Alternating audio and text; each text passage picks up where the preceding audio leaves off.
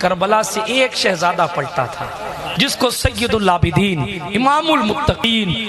سید العابدین، زین العابدین، سید سجاد، امام علی الاوسط بن حسین بن علی المعروف امام زین العابدین کہا جاتا ہے۔ سنیوں ذرا تصور تو کرو، ایک بندہ، ایک بیٹا امام حسین کا کربلا سے پلٹتا ہے، اور پلٹنے کے بعد جب یہ نسل چلتی ہے تو کوئی محمد باقر بنتا ہے، کوئی جعفر صادق بنتا ہے، کوئی موسیٰ کاظم بنتا ہے، کوئی علی رضا بنتا ہے، کوئی جواد تقی بنتا ہے، کوئی علی نقی بنتا ہے، کوئی حسن عسکری بنتا ہے۔ بلکہ آپ اور ہمارے لیے خوشبختی یہ ہے کہ کربلا کے تاجدار کی ایک امانت کربلا سے چلتی ہے تو اسی نسل پاک کا شہزادہ ہندوستان میں آتا ہے تو کوئی شہنشاہ ہندوستان بنتا ہے، کوئی مخدوم سمنان۔ سبحان